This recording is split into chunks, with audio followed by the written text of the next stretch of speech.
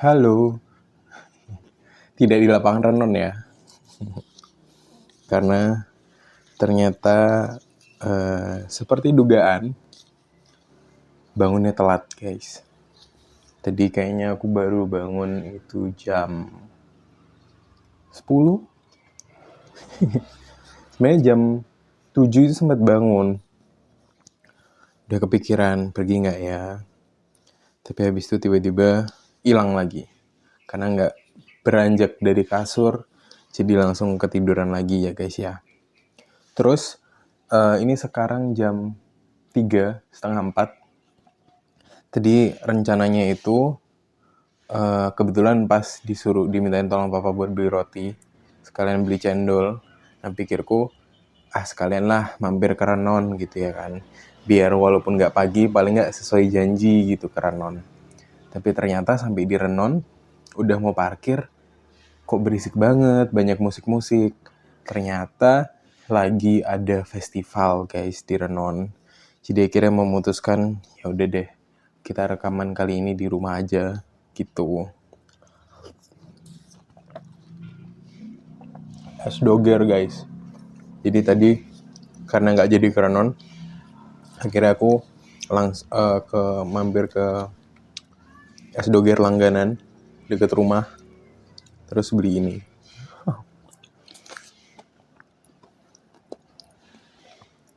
Hari ini hari Sabtu, jadi sebenarnya di rumah rutinitasnya sama kayak biasa sih. Biasanya harusnya ngambil kue, tapi hari ini karena orderannya banyak, jadi mobilnya nggak cukup. Jadi pakai order mobil pickupnya Maxim buat ngambil kuenya. Tuh, jadi aku pagi ini jauh lebih santai. Sangat santai. Terus tadi cuma nyari-nyari referensi foto sama nyari kebutuhan buat foto produk gitu. Kira-kira apa aja yang perlu disiapin. Ngomongin soal foto produk, lebih tepatnya foto makanan kali ya. Foto makanan untuk kerjaan yang kemarin sempat aku mention, yang bareng Cece itu, karena Cece mau bikin brand makanan instan. Terus aku dimintain tolong buat ngefoto juga. Nah terus nyari-nyari tahu apa aja yang perlu disiapin. Gak terlalu ribet sih, aku ngebayangin fotonya juga nggak terlalu angle yang gimana-gimana atau background yang gimana-gimana. Kayaknya mau ngambil polosan aja karena hasil fotonya ini nanti mau dipakai ke kemasan produknya gitu. Jadi cuma ngambil piring dan makanan di atasnya aja. Ini di rencanaku sih paling ini ada suara motor, semoga nggak masuk ya. Ngambil 3 angle dari depan yang 0 derajat aja, terus 3/4 45 derajat, terus satunya lagi flat lay gitu dari atas 90 derajat gitu sih, seharusnya cukup. Cuma tadi sempat mikir dikit lightingnya gimana, palingnya simpel-simpel aja sih, cuma key light, habis itu buat feel-nya paling dikasih reflektor aja gitu kan, reflektor entahlah nanti nyari karton atau nyari apa gitu putih buat mantulin cahaya dari key light-nya. Jadi simple. Nah cuma tadi itu pusing karena kemarin-kemarin udah sempet ngefoto produk juga kan, produk yang kemasannya itu plastik gitu. Terus kebayang kalau makanan kan juga biasanya mengkilat-mengkilat ya kalau di foto. Apalagi ini makanannya makanan olahan yang berminyak. Jadi kalau di foto dengan lampu yang aku punya, terus piringnya juga nanti putih, kayaknya bakal banyak pantulan-pantulannya ya. Cahayanya itu harsh gitu pasti. Terus tadi kepikiran, oh ya berarti perlu polarizer gitu, perlu filter CPL. Terus tadi nanya-nanya Patrick, lagi-lagi Patrick di-mention di video ini. Nanya Patrick udah pernah pakai apa belum. Gitu-gitu, terus tadi nyari-nyari enaknya beli produk apa. Terus kayaknya mau beli punya KNF sih. Patrick sempet nyaranin sekalian aja sama yang Andy. Tapi aku udah ada Andy. Jadi kayak eman gitu kalau misalnya beli yang bareng Andy. Dan kalau campur Andy sama CPL, takutnya CPL nggak bisa teratur nanti. Malah hilang banget pantulannya, karena makanan kan tetap perlu ada kilau-kilauan gitu ya, biar menggiurkan gitu. Terus kalau rutinitas habis ini, nanti sore mau berangkat ke rumah duka, karena mamah dari Bobo itu pendeta di gereja, istrinya pendeta di gereja. Kita panggilnya Bobo karena udah deket gitu, deket banget. Jadi mamanya meninggal, jadi nanti aku sama mama sama emak mau ke rumah duka gitu. Tuh. Itu untuk sharing rutinitas hari ini.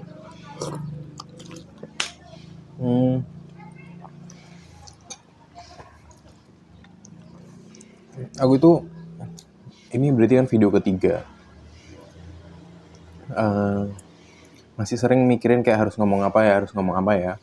Tapi aku tuh takut kalau misalnya aku terlalu mikirin mau ngomong apa, takutnya itu jadi scripted di kepala gitu. Udah tahu mau ngomongin apa, nanti waktu aku ngomongin itu, nanti aku malah bingung kelanjutnya harus ngomong apa. Jadi aku berusaha tiap kali sebelum rekaman ini kebayang mau ngomong apa, aku selalu bilang kayak tidak, nanti aja. jadi biar ketika di depan kamera mulai record, apa yang aku ngomongin bener-bener spontan dan ya jujur apa adanya aja gitu.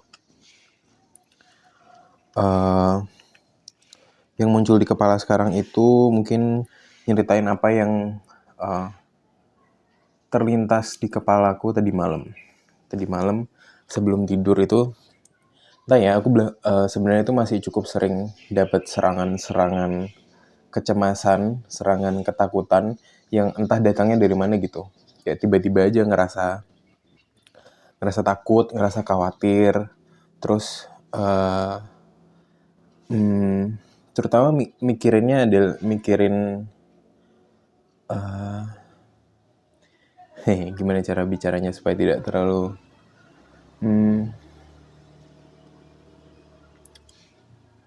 mikirin bagian dari diriku yang hilang beberapa bulan lalu gitu, karena harus aku lepas gitu kan. Nah, itu sering lah kepikiran kayak mungkin karena ada kebiasaan yang hilang juga kali ya. Mungkin biasanya kalau tiap malam ada yang diajak ngobrol, ada yang diajak diskusi, ada yang diajak buat ngobrolin kecemasan atau ngobrolin masalah. Sekarang itu jadi nggak tahu apa-apa gitu. Jadi kayak masih sering kepikiran apakah semua baik-baik aja gitu. Tapi aku mencoba mengalihkan pikiran itu sih tadi malam. Walaupun masih sulit ya. Tapi bisa lah, nggak separah yang dulu gitu. Sekarang itu caraku coping. Nggak coping sih. Lebih ke mengalihkan perhatian dan menyadarkan otak untuk sadar gitu. Untuk berpikir clear, itu kayaknya jauh lebih baik. Terus tadi mengalihkan pikirannya adalah kenapa ya aku tuh sering sekali kesulitan untuk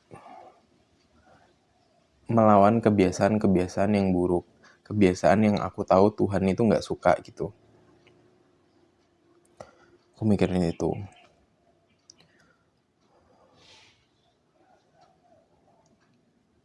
Terus yang terbayang di kepalaku itu,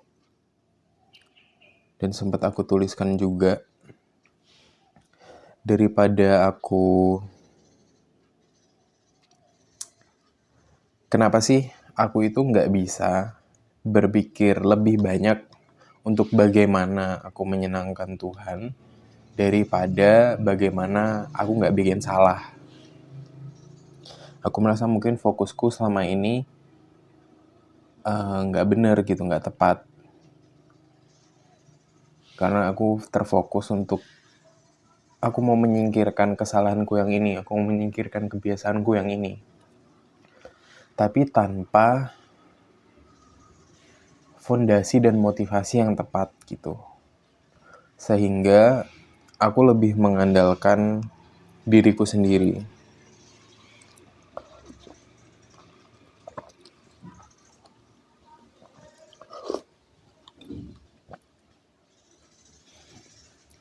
Sehingga akhirnya aku capek. Dan tiap kali aku berhasil keluar, akhirnya balik lagi gitu. Dan melelahkan.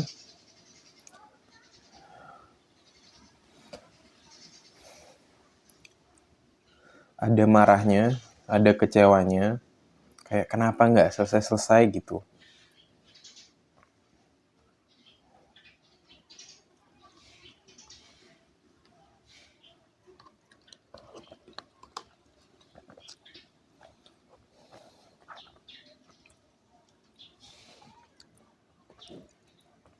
Kadang mungkin yang bisa aku syukuri,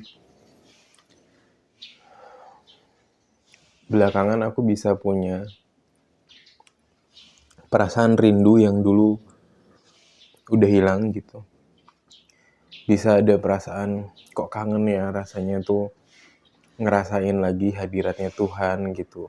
Kangen rasanya mungkin sesimpel ketika kita di gereja, mungkin ada terbawa suasananya juga sih, tapi ketika kita benar-benar bisa ngerasain hadiratnya Tuhan itu rasanya tenang gitu.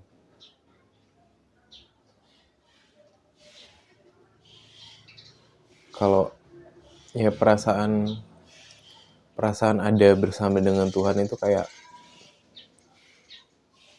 ya menyenangkan gitu, melegakan. Mungkin yang bisa aku syukuri adalah hari ini aku bisa kembali punya perasaan rindu, kerinduan gitu. Tapi masih struggling, masih kesulitan untuk melawan diri sendiri. Melawan kebiasaan-kebiasaan buruk tadi dan memulai kebiasaan baru untuk ya tadi menyediakan waktu untuk Tuhan. Yang kemarin aku sempat bilang masih bolong-bolong itu gitu. Kenapa masih bolong-bolong padahal aku tahu itu yang aku rindukan dan inginkan gitu.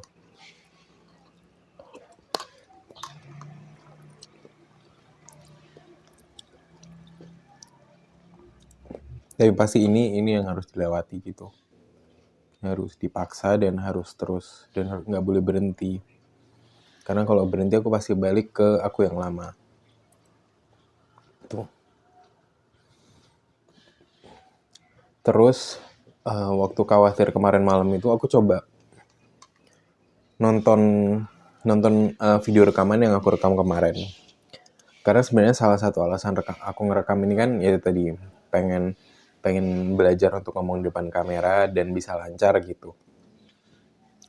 Bisa lancar bercerita, bisa bercerita dengan baik, bisa dengan runut, dengan ya bisa dimengerti sama orang yang dengerin gitu. Salah satunya motivasinya karena aku ngelihat, aku lupa namanya siapa ya. Tapi kalau nggak salah Instagramnya tuh Asvin H. Ya Asvin.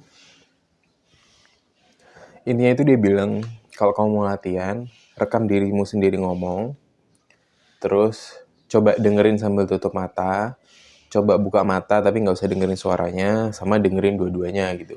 Semalam aku nyoba untuk dua-duanya, dengerin dan sambil lihat cara aku ngomong gitu. Entah kenapa, waktu nonton itu, aku bisa tenang. Aku merasa tenang sama kayak sekarang aku bisa ngerekam video ini.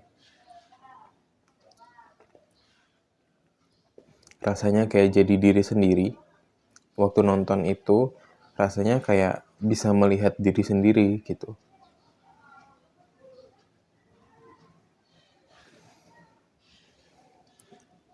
Sebagian teman-temanku mungkin tahu ya. Siapapun yang nonton ini. Aku kan orangnya sangat pendiam, sangat nggak bisa ngomong. Kayak maksudnya ketika ngumpul, aku pasti tipe orang yang akan diam gitu. Padahal sebenarnya dalam hati aku sangat ingin bisa bicara gitu. Dan aku kalau bicara kayaknya banyak banget dan nggak akan selesai-selesai. Jadi mungkin selama ini aku yang terbiasa diam dari kecil itu, maaf kalau ada suara mobil, entah mobil apa itu. Aku terbiasa diam dari kecil itu mungkin sebenarnya aku mengsupres diriku sendiri untuk diam gitu kali ya. Jadi bukan karakterku sebenarnya untuk diam dan gak banyak bicara. Iya gak sih? Karena aku seneng ngobrol sama orang gitu. Aku seneng bisa cerita depan kamera walaupun yang nonton juga gak tahu siapa. Tapi rasanya menyenangkan, bisa bicara, bisa ngobrol.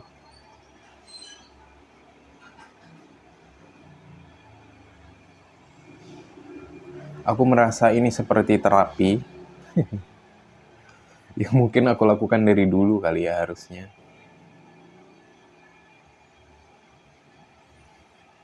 Ini juga bingung sih. Karena dulu teman-teman di kampus bilang Giri itu bagus kalau presentasi apa segala macam. Padahal kenyataannya aku di sekolah itu orang yang paling diam dulu sekolah gitu ya pas SMA. Dari SD ketemu orang nggak berani, apalagi maju ke depan kelas nggak pernah berani, apalagi untuk menjelaskan gitu.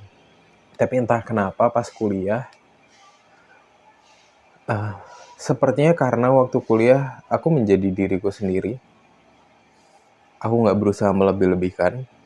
Aku bilang kalau aku nggak bisa, aku bilang kalau aku nggak tahu. Jadi aku merasa saat kuliah di depan dosen itu aku bisa apa adanya gitu. Aku nggak perlu mengimpress siapapun. Mungkin itu yang bikin aku perlahan di kampus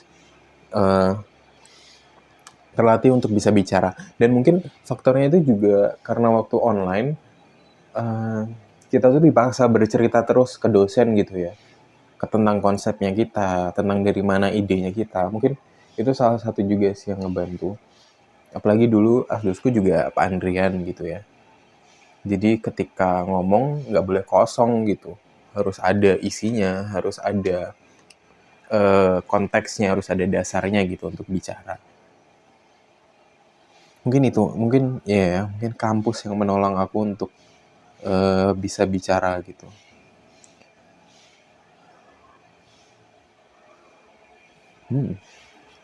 Menarik.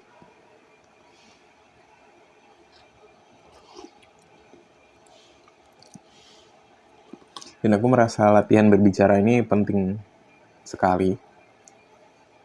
Aku pengen banget ngajak orang-orang yang aku kenal. Kemarin banget sebenarnya kepikir, mungkin teman-teman yang lagi datang ke Bali tuh aku ajak ketemuan, habis itu aku ajak bikin video bareng, terus kita ngobrol gitu kali ya. Ngobrol apapun gitu, entah topik-topik yang kita masing-masing lagi pikirin, atau yang tiba-tiba muncul di tengah obrolan gitu. Kayak entah itu ngobrolin tentang percintaan, kayak ngobrolin tentang kerjaan, tentang hidup, tentang kepercayaan, dan segala macamnya. Kayaknya seru. Iya.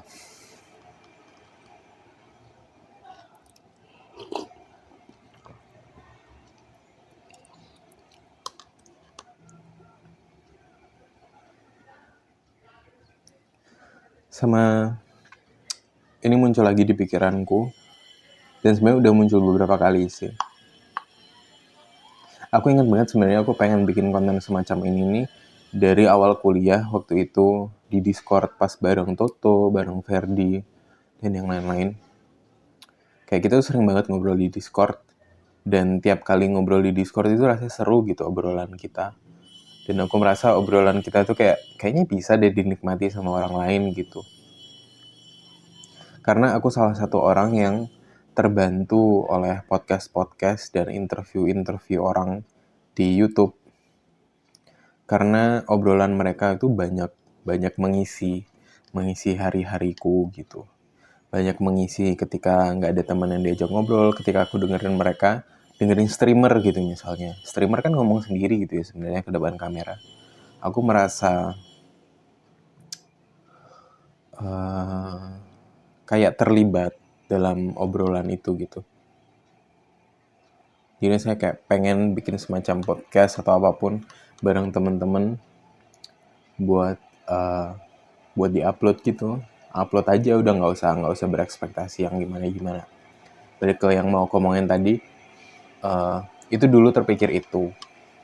Tapi nggak pernah terlaksana karena ya pertama nggak ada yang menginisiasi. Walaupun aku yang mengajak, tapi aku nggak berani menginisiasi. Karena tak kenapa dari dulu aku selalu menunggu orang lain untuk mulai, baru aku ikutan. Ini belakangan juga aku sadarin dan itu tadi sering lewat di kepalaku. Kayak misalnya waktu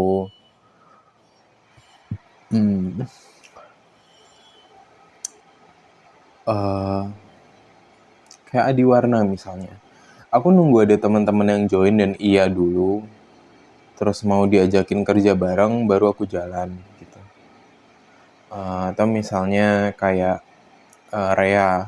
Kalau misalnya Rea saat itu nggak ada Anya, aku juga mungkin nggak akan jalan bikin ini sendiri atau uh,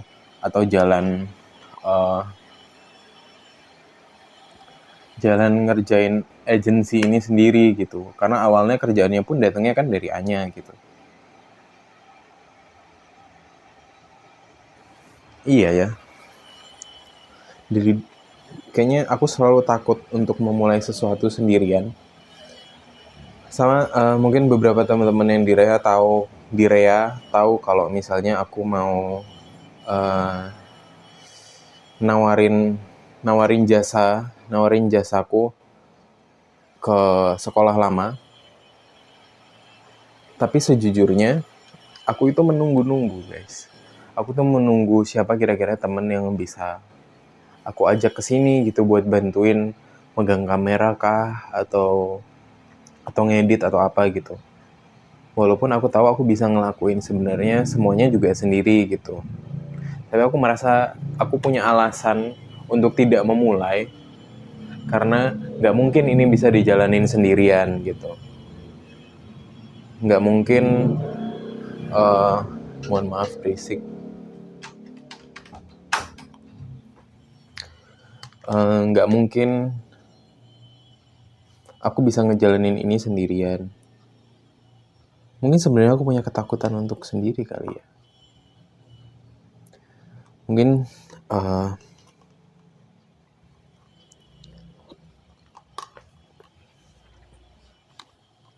oke, kita akan membahas trauma ya.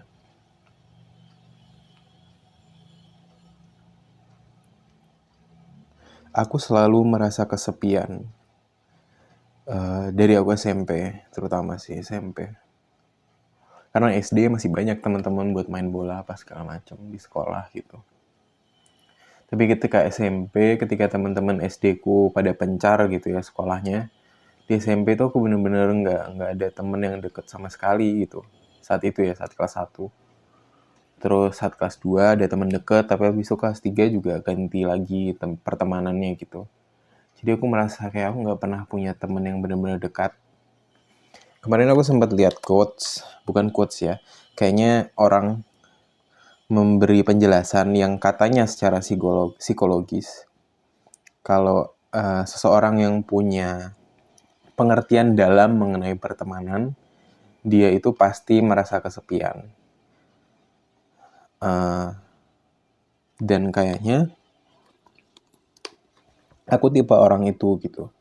Walaupun ada ada banyak komentar, aku baca juga, yang bilang, lah ya kalau merasa nggak punya temen ya cari temen lah, apa segala macam gitu. Tapi aku bagian dari orang yang relate dengan kalimat itu. Tapi aku juga nggak langsung yang mengiyakan gimana ya. Karena juga benar kalau mau cari punya teman ya cari teman gitu. It's very true. Itu salah satu yang dibilang sama Jordan Peterson juga.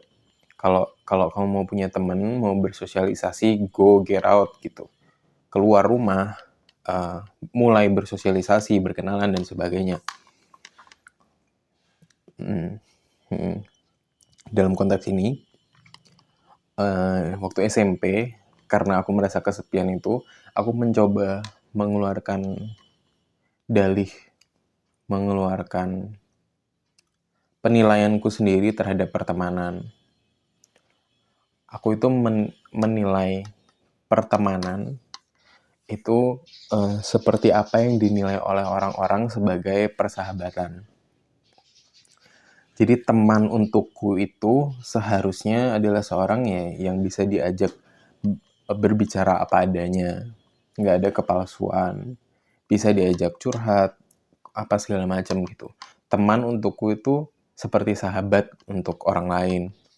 Jadi mungkin yang sulit adalah itu gitu ya. Karena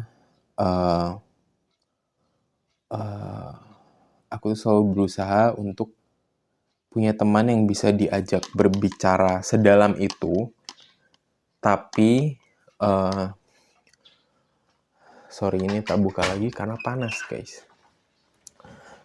Aku mencari teman yang bisa sedalam itu koneksinya, tapi kenyataannya pada saat SMP itu, SMA, aku kesulitan untuk berbicara, untuk bercerita, aku kesulitan untuk ngobrol sama orang lain gitu. Itu tadi poin yang pergi cari teman, kenalan apa segala macam, itu sesuatu yang nggak bisa aku lakuin dulu. Mungkin bukan nggak bisa, tapi nggak tahu caranya, nggak tahu apa yang harus diobrolin gitu. Kalau kalian tahu, Radit kan sering bilang gitu ya, nongkrong itu ngapain? Semacam yang nggak tahu aja gitu. Bukan nggak bisa, tapi nggak tahu. Karena mungkin dari kecil aku terbiasa untuk terisolasi, terbiasa untuk tidak bersosialisasi gitu. Nggak menyalahkan siapapun, tapi memang karena keadaannya saat itu demikian gitu.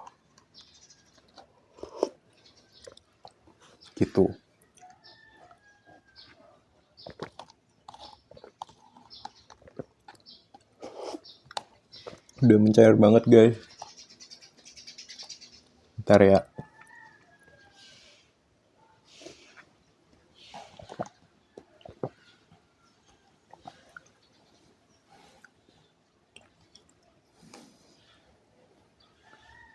Wow.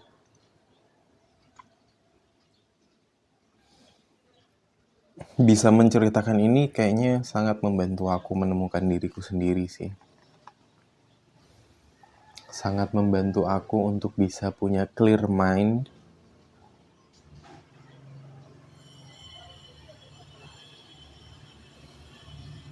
Membuat aku jadi lebih banyak lagi ingin bercerita.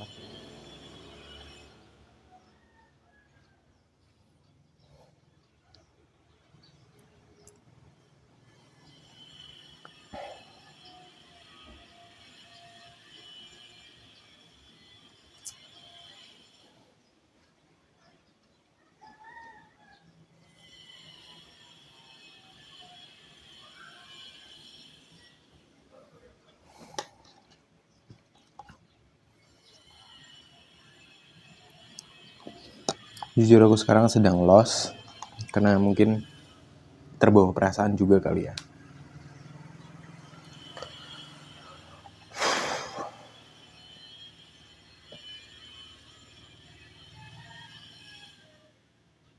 Iya.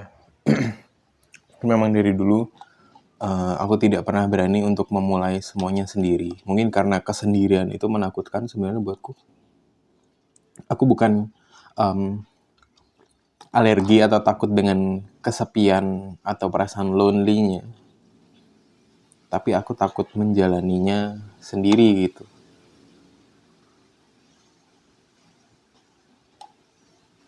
Apakah aku merasa tidak mampu? Sepertinya enggak juga. Karena aku cukup tahu apa yang mampu aku lakukan dan aku juga tahu apa yang nggak mampu aku lakukan gitu. Cuma mungkin kadang keberadaanku yang seorang diri gitu mau menghadapi sesuatu yang kayaknya belum pernah aku hadapi dan kelihatannya besar,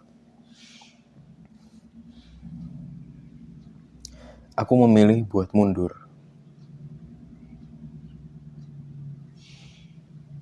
Atau yang dalam hal tentang impian, aku memilih untuk menunda mimpi itu.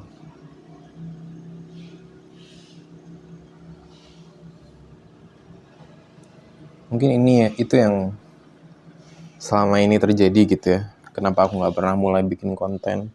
Padahal dari SMP aku mau bikin. Dari SMA aku mau bikin. Tapi gak pernah terlaksana gitu. Karena aku selalu menunda. Selalu merasa gak cukup. Perlu ini, perlu itu. Bersyukur aku sudah mulai ini.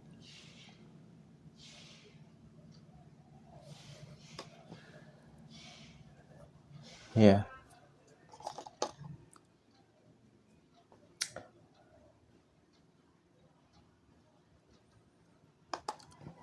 Karena aku happy ngerjain ini.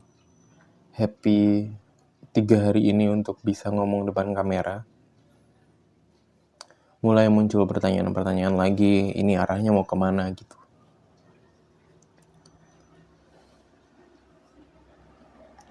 Karena at the end of the day, pemaksimalan potensi yang aku punya sekarang harus ada arahnya gitu. Karena untuk hidup aku harus bisa menghasilkan dong. Itu kan yang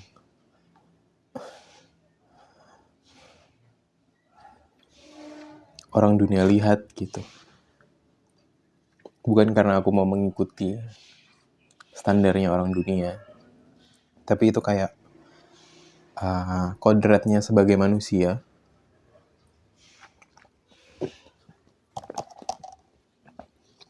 Untuk bekerja.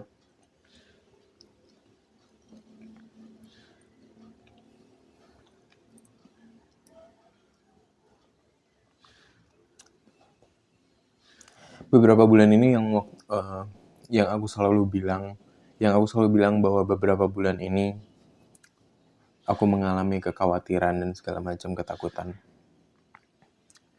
Ketakutan itu sebenarnya datangnya dari suara-suara yang aku dengar dari orang lain. Suara-suara yang aku dengar yang bilang, kamu harus bekerja yang jelas. Kamu harus punya penghasilan yang tetap. Kamu harus mapan. Suara-suara itu nggak langsung yang bilang kayak, kamu harus punya penghasilan segini, kamu harus bisa menghidupi ini, bisa menghidupi itu. Enggak. Tapi kadang pertanyaan orang lain yang nanya, sekarang kerja apa? Gimana kerjaannya? Itu bikin aku berpikir, apakah aku harus impress mereka semua gitu?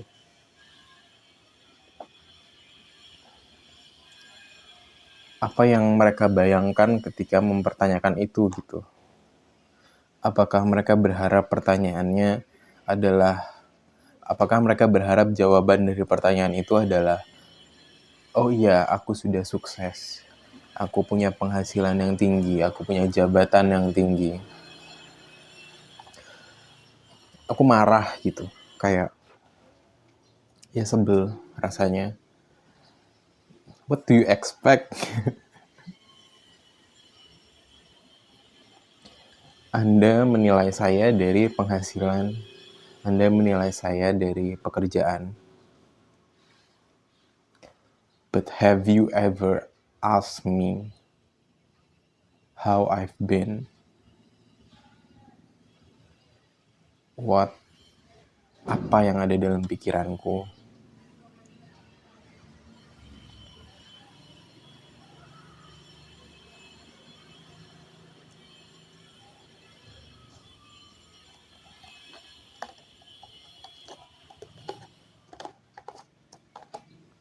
Orang juga bertanya, kapan nikah? Kapan nyusul? Gimana pacarnya? Cari pacar sana Ger.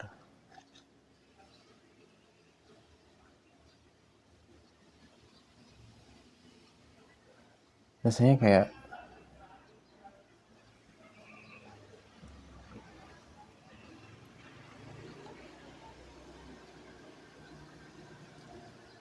apakah itu segalanya buat Anda gitu, buat semua manusia di muka bumi ini gitu. I'm not saying kayak berkeluarga itu salah atau punya pekerjaan itu salah. How stupid is that? Enggak. Tapi pernah nggak kita ngeliat manusia itu sebagai manusia gitu? Dan perkataan yang bilang bahwa kita nggak tahu apa yang orang lain lewati, kita nggak tahu apa yang orang lain sedang jalani dan pikirkan.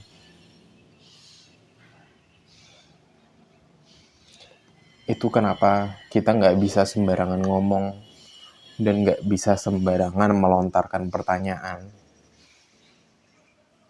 Bahkan sebelum kita bertanya, harusnya itu kita bertanya apakah mereka mau ditanya.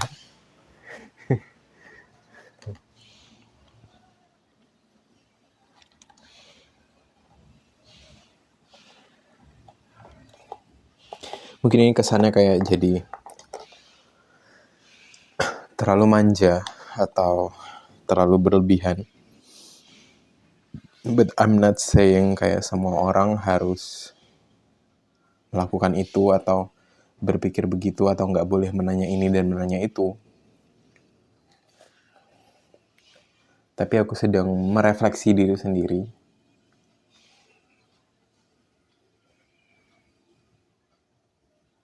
Tentang bagaimana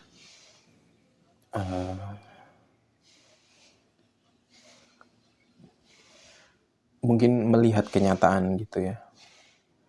Aku melihat kenyataan bahwa memang dunia ini nggak sempurna. Dunia ini nggak baik-baik aja.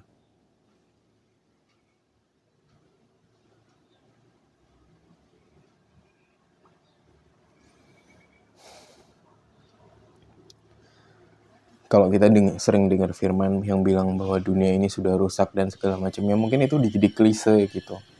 Tapi kalau kita benar-benar memperhatikan semuanya dengan detail dan dengan seksama, betul-betul serusak itu, guys. Rusaknya itu sudah sampai part-part terkecil dari manusia yang udah nggak mungkin bisa kita ubah karena akarnya itu udah terlalu jauh gitu.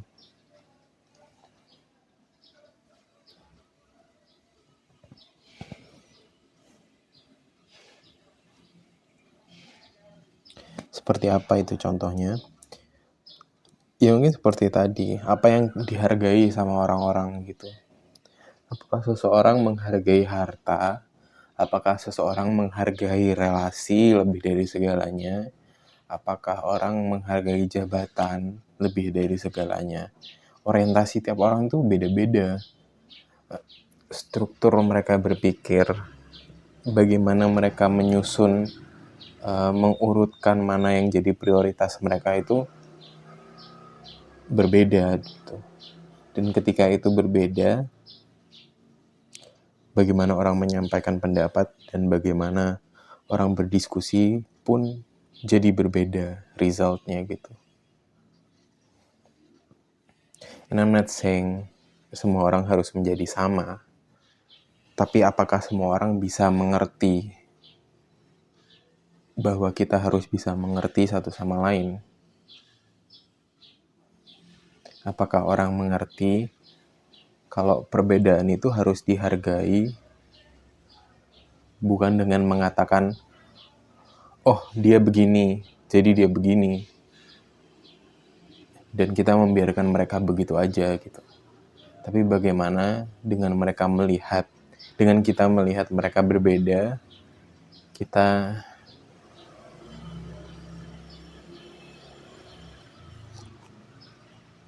cherish those moments, cherish keadaan, cherish perbedaan itu, merayakan perbedaan itu, dan tetap merangkul satu sama lain gitu.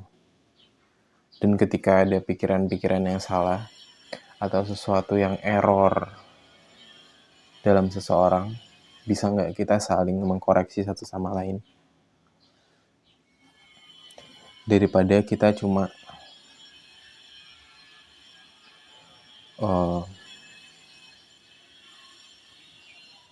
peduli pada resultnya.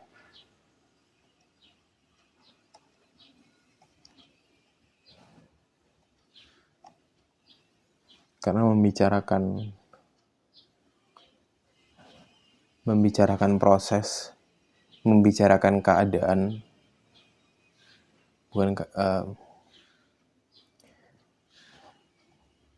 membicarakan proses itu nggak pernah semenyenangkan membicarakan hasil.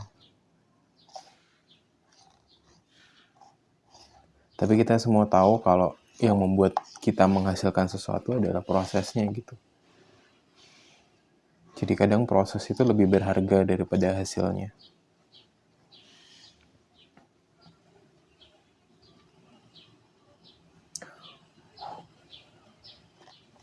Oke, sepertinya yang ini juga sudah terlalu dalam dan sudah terlalu bisa digotong kemana-mana. Maksudnya pembicaraannya sudah terlalu konseptual, terlalu dalam. Jadi sekian, wow, 42 menit.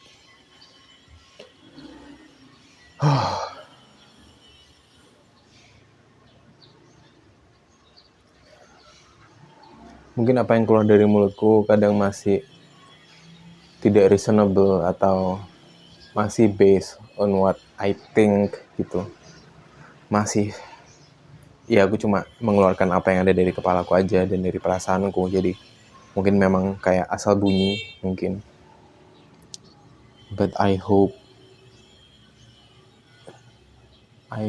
this helped me to find myself, to be a better person.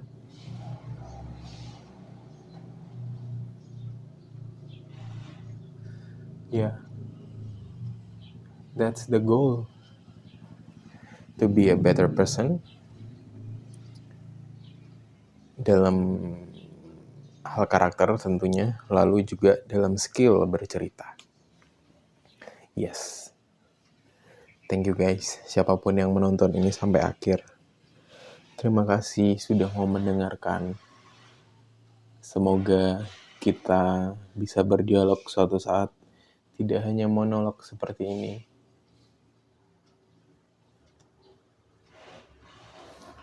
Aku sempat bilang sama teman-teman that I miss them.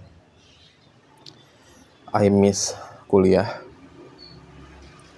Karena aku merasa ada waktu-waktu yang terbuang di kuliah karena aku sibuk dengan pergulatan batin.